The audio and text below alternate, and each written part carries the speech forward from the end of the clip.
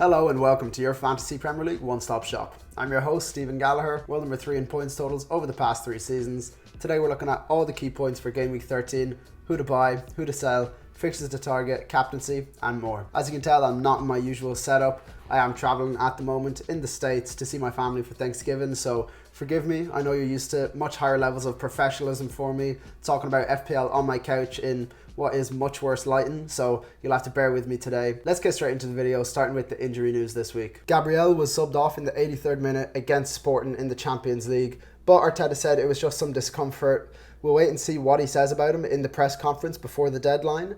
To me, it looked to be nothing serious, but we'll just have to wait and see. Vicario has had surgery on his ankle, so he'll be out for a while. Trent is back in full training with the Liverpool squad. Martinez and Maguire are back training with Man United, and Semenyo is suspended after getting his 5th yellow card of the season. It's still early in the week, and there's still some European games to go, Champions League, Europa League, Conference League, so we'll keep an eye on them and also on the press conferences before the deadline. Next up is defences to target using our fixture difficulty rating, where we look at the best fixtures from a defensive point of view over the next 6 game weeks. We also include a defensive strength rating and a great comment from Fizzer recommending we add a column to the end multiplying the fixture difficulty rating by the defensive strength rating, so we can rank teams on a combination of how hard their fixtures are coming up and also how good they are defensively. Top of the rankings is Arsenal by quite a margin. They've got great fixtures and a great defence. I know a lot of people moved away from Arsenal defenders after their tough start to the season, but I think the defensive double up is definitely an option. Gabriel is number 1 pick for me if he is fit this weekend, followed by Timber. I think his price is such a draw for me. The likes of Saliba and Calafiori, also great options, but for $500,000 cheaper, you can get Timber. Second on the rankings is Brighton. Their defensive strength isn't actually amazing, but their fixtures are just so good. And the nice thing with Brighton defenders is that they're all cheap besides Estupinian. But you can go for Dunk, Van Heck or Kajioglu once he's back. They've got great upcoming fixtures and they're not going to break the bank. Next up is Newcastle, which I was surprised to see after their 2-0 loss to West Ham at home. Their upcoming fixtures are good, especially in Game Week 16 against Leicester at home and then Game Week 17 against Ipswich away. I still think Rico Lewis is a good option at his price and the fact that he ranks so well on the bonus point system. Next up is Liverpool. They play Man City, so maybe not the best time to get in a Liverpool defender, but City's attack has been pretty lackluster this season. I just can't see that continuing for very long. Other than that, Liverpool's fixtures are quite good. I think it's their defensive strength that's carrying them up the rankings in this case. They are the best defense in the league, so having someone like Konate in your team is never going to be a bad idea. Next up is West Ham. Their fixtures are good. Before this weekend, there was a lot of questions around them defensively. They did invest a lot in their defense this season and didn't seem to be clicking, but that clean sheet against Newcastle away is sure to change people's minds. Personally, I want to see more of them before I start suggesting to get in West Ham defenders. Wolves have the best fixtures over the next 6, but they haven't been great defensively. I don't expect them to get many clean sheets, but if they are going to get 1 or 2, I could see it happening in this fixture run. And if they don't get a clean sheet, you'll still have Aït-Nouri for that attacking potential. Next up is attacks to target, using the same table but from an attacking perspective, essentially ranking teams by who plays the worst defences and who has the best attack themselves. Top of the rankings is Bournemouth. I know a lot of Semenyo owners will be frustrated with his 5th yellow card, meaning he's suspended until Game Week 14, but at least it's out the way now.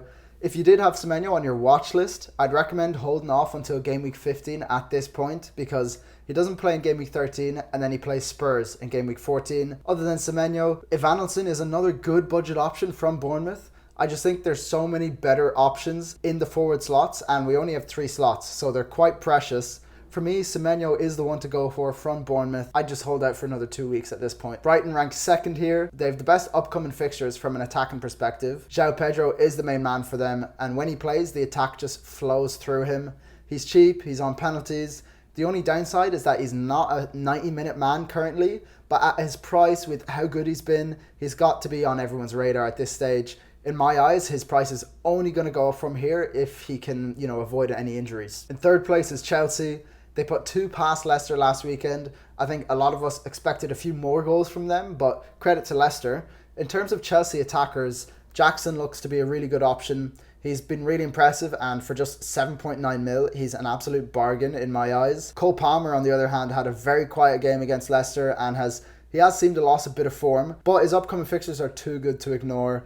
We know what he can do when he's on form. I wouldn't say he's absolutely essential, but he's very close to it with these upcoming fixtures. Liverpool in 4th place here.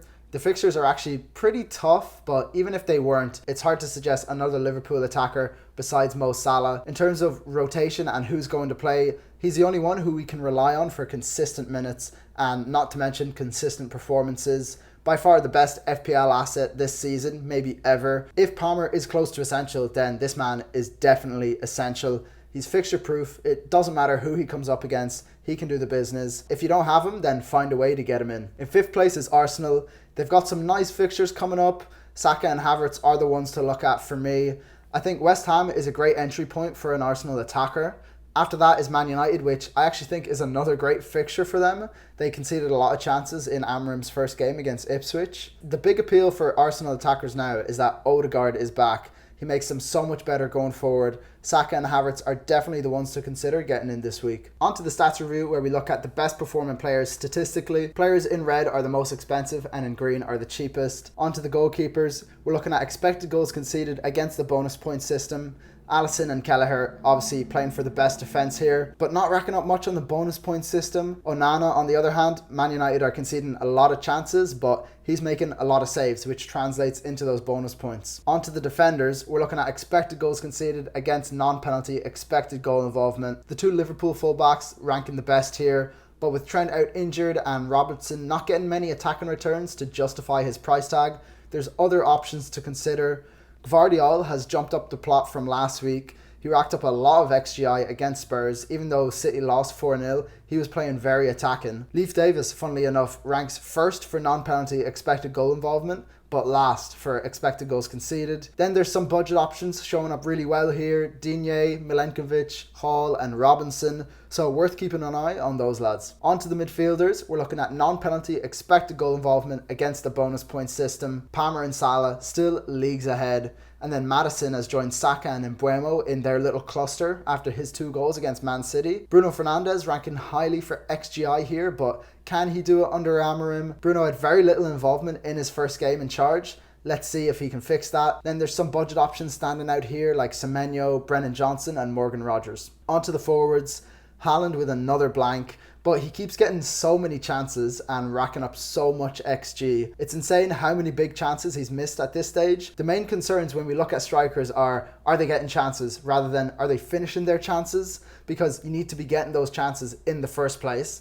And he's been getting a lot of them. I do think he'll come good soon, but at his price, I don't think we have the luxury of waiting for him to come good. I think we need those points now, and even a goal a game at his price maybe it isn't even enough. He needs at least 2 goals a game to justify that price tag. He's so far ahead of the rest of the forwards statistically, so let's remove him to get a better look at everyone else. Nicholas Jackson and Cunha are the best performing forwards statistically. They've both pulled away from the rest of the forwards since last week's plot.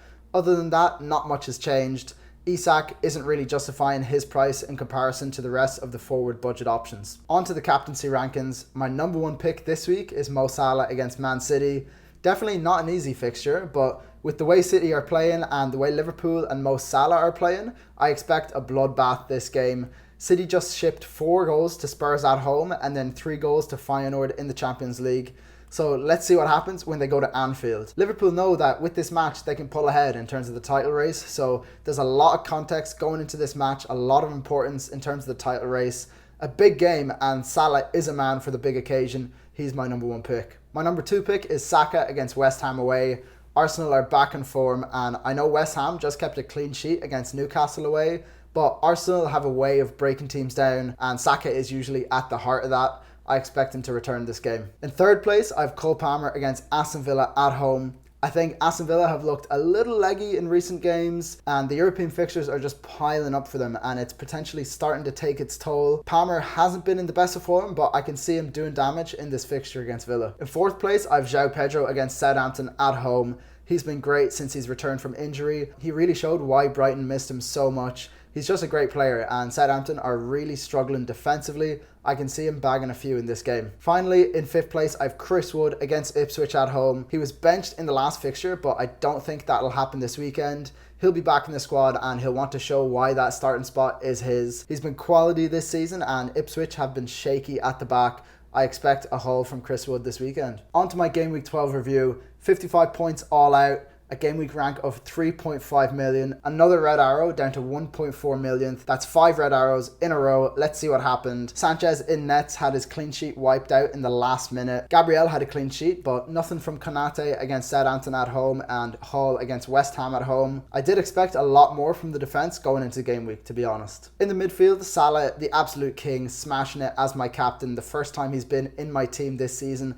Captained him and he repaid the favour. Palmer and Bruno both had quiet matches. I decided on my wildcard to go for Bruno over Saka and then get Saka in for this week. I was just looking at Nottingham Forest defensive data. They look so good compared to Ipswich's. I expected a lot more from Man United at Ipswich at home with the new manager coming in. So that obviously didn't work out. And then I also decided to bench João Pedro against Bournemouth away compared to Rodgers against Palace at home. That didn't work out. And Isak over Cunha on the wildcard didn't go well either. Besides all that, overall, I would say it was a successful wild card.